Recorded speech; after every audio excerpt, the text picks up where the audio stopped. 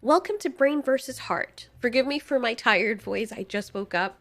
But I decided to follow up on the previous video. INTJ likes me, talks with a girl, says I'm too fat. You can see it included in the card. So there's a little bit more information on what happened with an INFP who was being courted by an INTJ. Everything was going along really well, and then after some point, he continued talking with other people and decided at that moment that the INFP was too overweight for him, and some other issues. Now, when I talked to my husband, who is an INTJ, about this case, he thought the INFP was being silly because from his perspective and the information that was given, the INTJ already told her what he wanted. So I'm going to follow up on some of the additional information that is given. The INTJ did approach her first, and they were on a dating website. He said that he was specifically looking for a wife. They meshed well together and talked about a lot of things to gather information on each other to see if they were going to be a perfect fit. The INTJ is the kind of person who 100% focuses on what he wants to make sure that he gets it. The INFP felt like they had a bond talking about history, politics, literature, religion, marriage, and societal issues, and his IT work. The INTJ also gave the INFP compliments, like, "You're such an intellectual force. I feel like you're a brilliant person. You're the most perfect match for me I've ever seen, even from here." He said he thinks that she's pretty, but the INFP mentions that he wants to make her fit his mold of a perfect girlfriend because he thinks it's easier to fix than personality or mutual interests.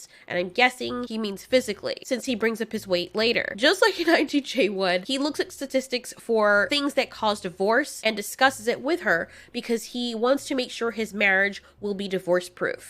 Nothing is ever 100% foolproof. However, there is a strong likely chance that your relationship will end up in success if you pick the right mate and if you both agree to work through it. The INFP said that she knew that he was talking to other girls on the site and she had no problem with it at first because she felt peace and security in his feelings. He kept on hinting how much he wanted to focus on her and he wasn't interested in getting to know other girls. And then she said she always told him that it's too soon to be in a relationship. He told her later on that he will not get to know other girls anymore. Her issue was that she didn't like the fact that he said that and lied about it. She noticed that there was a change. He took longer and longer to reply. He actually ignored it when she asked him why he even said he would not talk to other girls. He kept insisting that she couldn't accept his work schedule when she never complained about it. And he also said his exes turned crazy and that for years he couldn't get a girlfriend because of his work schedule. She became upset with him because when she let him know that she was planning to be in a relationship with him, he suddenly had to go to sleep. That same night, he also said that her weight was a turnoff and that he still talked with the girls. So she just told him goodnight. He didn't follow up with her the next day. She decided to reach out and apologize to him, and she said if he still liked her, then he should just talk to her. Which he did, but he lied about sleeping early while spending time online talking to other girls. She says, "I don't like people who pretend to lie, so I left him on read and gave up on him." She follows up by saying that he was the one who always pursued her, and she even agreed to lose weight, but the lying is something she didn't like. She said maybe he's a narcissist because he's so insensitive and so concerned about his image that she needs to look good to make him look good. Okay, so what I know about my INTJ and things that my INTJ has told me and just assessing things from my end also, I'm going to start by saying us INFPs have this really, really bad habit of romanticizing people to a fault. I wish my husband could be here. He wants to be here, but right now he is totally focused on his program for the whole thing to fight scalping for graphic cards and CPUs, so that's gonna be his thing for a while. He's only focusing on that. But he does lend some information here and there when I talk to him about this, because this is still his channel as well. He said the guy basically told the girl everything that she needed to know and everything he wanted up front. And the thing that I said was a little bit too harsh, or would come off harsh to other people, is that if this guy has a certain stature and this woman looked a certain way, which she's pretty, the INTJ guy saw her weight as an issue, and it's probably because he doesn't want society to look at him as being fit or probably looking slightly more attractive and wonder why they're together. From my husband's words, INTJs don't like to associate themselves with people who bring them down. This may seem like a narcissistic trait, but a lot of personality types feel this way. They just don't come out and say it. Just gonna add some notes in post here. The OP did follow up and say that the INTJ himself was still slightly overweight as well. However, one other thing that I didn't address in this video is what the INFP said about not wanting to pursue a relationship. That might have been giving the INTJ mixed messages as you were on a dating site and you are pursuing someone for a relationship. He might have processed that information and thought it a waste of time, since you were clearly stating that you did not want to start a relationship so soon. It might have been confusing to him, and he might have gathered that information and deduced that the INFP wasn't sure what she wanted. Okay, back to the video. Some people do have the habit of, like us INFPs, staying with people who are slightly below us in looks or accomplishments because we're so loving and accepting of everyone. I can tell you all the types of guys I dated, and if their personality is great and we mesh well, I don't really care what they look like. However, I will care long-term what that relationship will become. For example, I was in a relationship with someone who was a quadriplegic. I fell in love with him because he was great, but I told him from the get-go that I wasn't going to have a long relationship with him. We were just having fun. He admitted that's what it was. He had cerebral palsy, so the only thing that he could move himself was his neck and his head and one of his fingers on his right hand. He could drive his own van, but he needed help with everything, going to the bathroom, wiping, changing his clothes, turning in bed, and I knew, especially with me being 5'3", I was not equipped for that. I personally would prefer that my man knows how to take care of me physically and me not having to be his caretaker, and that's how people saw us. So looking into the future, I knew that, and he was an ENTJ, but I also didn't start out liking him. He chased me. Now, it was also kept from me that this guy was in a wheelchair and could hardly move, but I was already so enamored that I convinced myself that it didn't matter all that much. But I did let him know after us hanging out for a while that this was only going to be for short term, because I already knew in the future that I didn't want to take care of somebody else for the rest of their life, just starting out my relationship being so young. And that's the problem with INFPs. We romanticize everything, whereas an INTJ, as soon as the person told them, yeah, by the way, I hope it's not a deal breaker, but I have cerebral palsy and I'm in a wheelchair, the INTJ would have been like, yeah. They probably would have asked a bunch of questions. Can you move? Are you planning on getting surgery? Which I did ask. And if the person's like, no, this is basically going to be it. You have to take care of me for the rest of my life. The INTJ would have been like, no. They would have deaded the person. They wouldn't even have responded to the person. They just would have ignored them and just moved on because it's a waste of time. INFPs aren't like that. We tend to romanticize everything.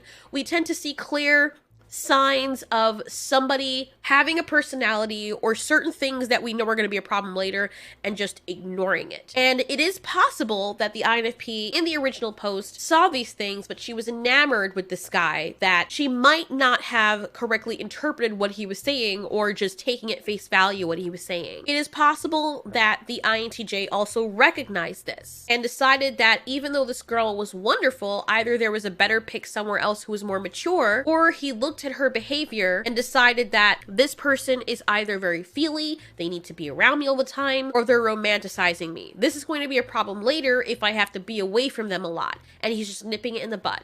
It is also possible, if you're wondering why he changed, it could have been something that you, as the INFP, said to him. It could have been how you reacted to something that he said and he processed it later. He probably made deductions based on your personality, how the future would fare, and realized that you're probably a little bit more sensitive than he'd like based on his current lifestyle. He saw himself being emotional with you, so he probably took a step back to weigh all the possibilities and flaws and whether or not they would work. And those are reasons. There is a time when my INTJ was courting me, and this was after he became really emotional, and there was a period of time when the INTJ becomes so enamored with the person who they're with that they start to act illogical. They start to offer that person things that they would never offer anyone else, like buying a house so they could be closer, in which me as the INFP has to say, no, don't do that. But in particular, when he was falling in love and he was speaking with me on the phone because we started out in a long distance relationship, he became, what's the word for it, kind of introspective and down, and I didn't do anything to warrant that. We were still just talking.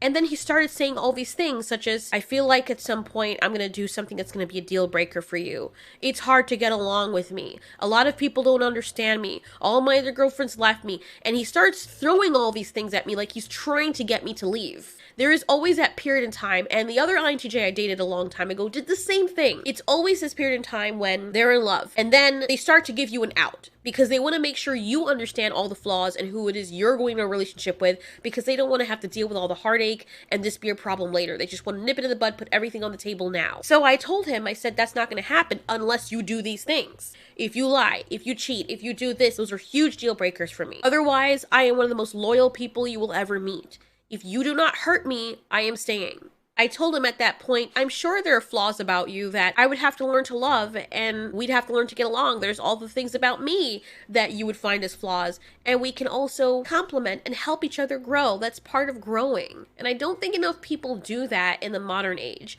As soon as something goes wrong, people just dip. And that's not what it's about. You have to be willing, when the butterflies fall away, to still love that person as they are and still work with them through thick and thin. After we had that conversation, he was quiet for a while, meaning like the day after that. There was a time also when he went really quiet, and there were times when I went really quiet and he would chase me. When he went really quiet, I would chase him. Much later in our relationship, after we'd been dating online for a while, we did get to visit each other. He spent money to bring me up to where he was, to rent a car, because we were in different states. He then told me, what is your plan for us? What are you going to do? Because I was still living with my parents at the time. And I said, what do you mean? I'd like to move down there with you. And he said, well, you have to have a plan, because we can't just keep living like this where I'm spending all this money to bring you up here so I only see you once in a while. He said he saw a pretty girl earlier that day, and all he kept thinking about was how he had a girlfriend, but she wasn't here. He wasn't sure about the relationship because I was a state away and he didn't know for sure if he was wasting his time. So my immediate reaction was, I thought he was breaking up with me. So I cried and I got off the phone and I thought about it. And he was crying too. Well, I could hear it in his voice that he was tearing up. He didn't actually cry. And I sat in my room crying and I thought to myself, I really, really love this man. I really, really do. And I'm going to fight for him. Usually people fight for me, but that's not the INTJ style. If you hang up on them and say, okay, well, you know, if that's what you want, they're going to let you go. Don't expect them to fight for you. They only fight for you when they've invested a lot into you. That hasn't been the case yet. I'm a few states away. So I'm like, you know what? I really love this person. Let me call him back. And I told him, I said, look, I really, really care about you and I want to make this work and I want to fight for you. So when he said that, he said, I want to be with you too. I want to fight for this too. And then he gave me a plan. He said, okay, we need to expedite this because I don't want to wait longer. I want to have you here. Get this job, do this, do this. And he started making a plan to help things go faster. He even invested in some crypto that he foresaw was going to be profitable. He's really good with that stuff. And he told me to do the same, got a bunch of money to put away towards moving. I was able to move out here with him to his state. We've been through our ups and downs, even within our relationship while we were dating. There was a really big thing that happened that hurt me really badly. And I think at that point he realized that, no, I don't want you to leave. Maybe I'll tell you what that thing is later. I do have to make sure it's okay with him. I'm pretty sure it is, but it was very painful. And I think that was the first time he saw me cry like that, like really break down and cry. And he realized how much he hurt me. And I was ready to walk out the door and pack my stuff and leave. And he cried and he didn't want that. He realized in that moment, okay, I'm done. I just want you. His excuse was because of what happened with his other two girlfriends and how they left him, he wasn't sure if it was going to work. So he was leaving his options open. So after 3 years of dating and then some of that time living together, in December 2019, we got married. He almost died in a car crash and realized that he was wasting time. These were his words. He realized that life was short and that he loved me and I have been there for him. He said I make him feel good, makes him feel wanted, he feels happy with me, and he doesn't feel like he did with his other girlfriends. He doesn't feel like I'm gonna leave him or abandon him. And so he asked me to be his wife. And of course I said yes. We didn't have a big marriage. None of us wanted that. We just went to the courthouse and I became Mrs. Such and Such. So almost 2 years married, we've been through a lot together. There are things about him that nobody else knows, that he feels if they did, he would look like a monster. But INFPs are weird in that way, where we'll see a monster with slime dripping down their face and everyone else will run away and try to kill it, and we'll be the ones to go up and hug it and love it and see the beautiful cuddly creature they are underneath. And that's why the INTJ and the INFP work very, very well together. But one of the things is that you have to be prepared to accept them for who they are. Not for what they do. You don't allow lying, but you have to be prepared to be there for them through thick and thin. And if they realize, based on their interaction with you, especially if they're more mature and they can realize certain patterns, that this person may not like being here for me past this and this time. This person might be flaky in this time. This person might be too needy when I need to be away at work. If they realize all of that from experience or from your response to certain things or your actions, no matter how emotional they were with you, their logical side will set in and say, this is a waste of time, especially when I have other options. Now, if you were the only girl he was talking to, things might have been different. If you guys hung out with each other physically, which I don't know if you did, it seems like you guys were just talking online, it might have been different. I'm pretty sure if you were hanging out physically, things would have progressed along a lot easier. It's pretty easy to ignore or misconstrue someone's meaning in text. And it's also possible that he's already met with some of these other women physically, or they made the move to meet with him physically. After weighing the pros and cons, the INTJ is going to make the most logical decision for a long-term mate. If he sees better qualities in that other person that he's talking to, and that he might not have seen that otherwise, you have to also remember that if he's attractive, women are going to come up to him. Women are going to be pursuing him as well. And if this other woman that he was speaking to or was speaking to him pursued him and he realized, wow, this person made the effort to do this. This person is very independent and very mature. He may see more qualities in that person that he doesn't see in you, and he may have just seen them that night when he decided that,